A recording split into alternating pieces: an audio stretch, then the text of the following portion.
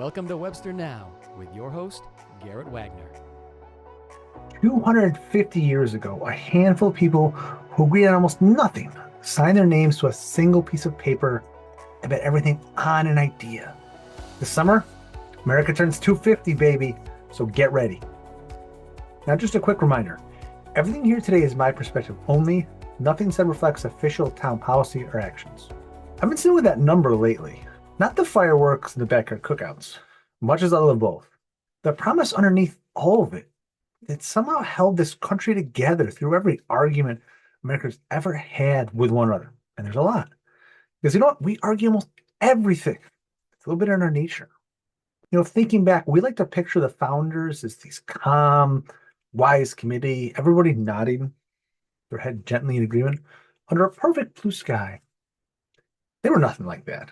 They were stubborn, brilliant, thin-skinned people who couldn't stand each other half the time. Adams and Jefferson, two of the men most responsible for the whole thing, spent years as rivals so bitter they nearly stopped speaking to one another. They disagreed on almost everything. How much power the government should have, who was really for, what the words on the page even meant. And somehow, out of all that arguing, they built something. Not a finished thing, a starting point. A more perfect union. Those are the actual words, and people skip right past the most important one. More perfect. Not perfect, more.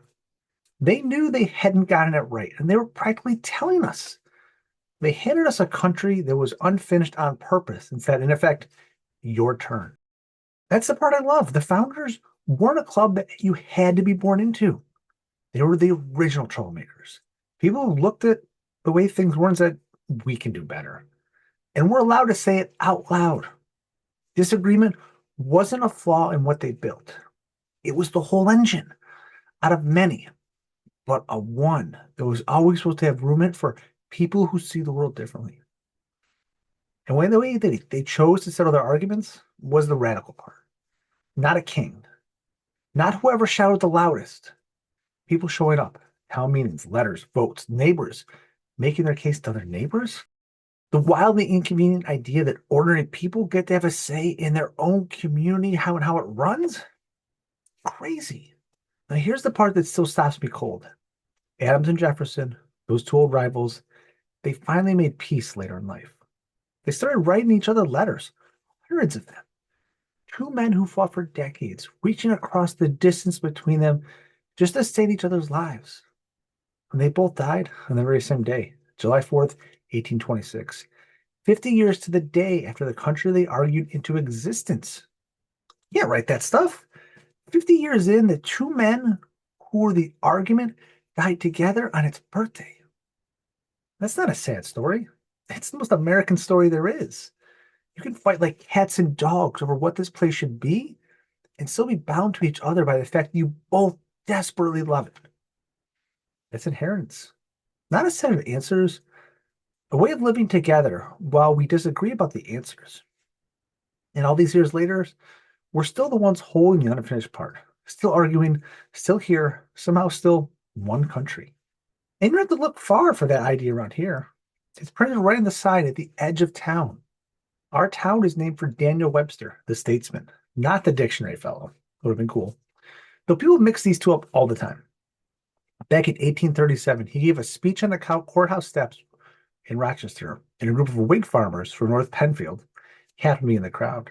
They were so taken with him, when they broke off to start their own town a few years later in 1840, they named it in his honor.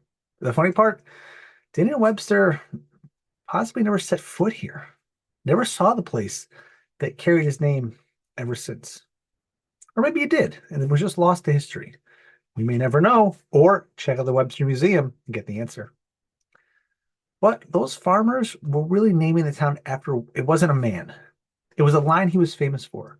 Years earlier on the floor of the U.S. Senate, with the country pulling itself apart, Webster said something school kids would go on to memorize for the next 100 years. Liberty and union, now and forever, one and inseparable. Liberty and union, both at once. The freedom to be your own person and the bond that ties you to everyone else anyways. It's not a contradiction. It's the whole assignment of our country. And it's been sitting in the name of this town for 186 years. And the same thing that held those old two rivals together is true right here in Webster on a smaller scale every single day. You can disagree with your neighbor on a Tuesday and still need that same neighbor on a Wednesday. That's not a weakness. It's how a town and how communities work. And that's the design from our founding fathers. We already know how to do this.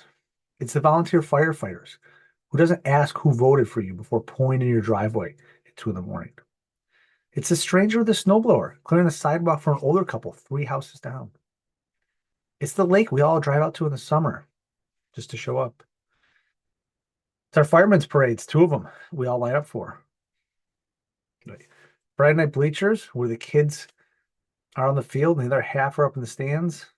None of it asks where you land on anything. It just asks you to show up for each other. And year after year, we do that. So here's the question I keep coming back to. With the country turning 250 and Webster not far behind it, what do we want this town to be by the time our kids are the ones running around? They will inherit whatever we build now. And the unfinished part, that gets handed to them next. That's the beauty of it. For me, I'd like them to inherit a town that still knows how to disagree and still show up for each other. And that part, it's always going to be up to us. Now, here's the good news. There's an amazing place to start. A really, really nice one. Wednesday, June 24th. It's coming up from 3 to 7. The whole town is invited out to the Webster Arboretum to celebrate America's 250 together. And I mean the whole town. This thing was built for every single one of us, no matter who you are and what you believe in. The afternoon kicks off with our own junior marching band. The kids leading us in. And welcome to the Patriot Guard and the folks at the VFW. From there, it's pretty much everything that makes summer in Webster a party. Food trucks, Uncle Buck's, Scoop's ice cream truck, that Sweet Tooth. There's the barbershop harmony from the chorus on the Genesee, and Irish music on the hammered dulcimer inside the Curry building.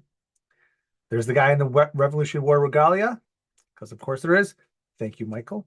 And for the kids, fun as always, scavenger hunt, paint a pot table, a duck derby race with prizes, and story time from the most amazing Webster Public Library.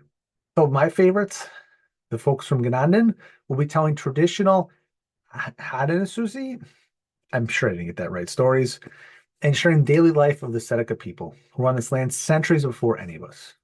Because the stories past, we're celebrating run a lot deeper than 250 years. If you want to be on the poetry trail, you'll find a poem called If I Were a Butterfly, written by a group of Webster pre-K kids, the youngest people in the town, already leaving something behind for the rest of us to find. That's the whole idea. It's one little poem that brings us together. So please, come out. Bring the family. Bring a neighbor. Bring somebody you don't know, especially someone you don't always agree with. Stand on the same lawn. Eat the same ice cream. It's delicious. And remember that for all of our arguments, we're one town in one country, turning 250 together. And if any of this meant something to you, please consider liking it, following along, or sharing it with a fellow Webster resident. The more we spread this kind of thing, the more connected our community becomes. I'm looking forward to seeing all of you at the Arboretum. And remember, democracy was designed for disagreement. Communities work when neighbors show up for each other, no matter what. And the unfinished part belongs to all of us. And that's the best part. So as always, remember, every step we take is a step towards a better Webster. You've been watching Webster Now with Garrett Wagner. Join us next time for more local news and updates.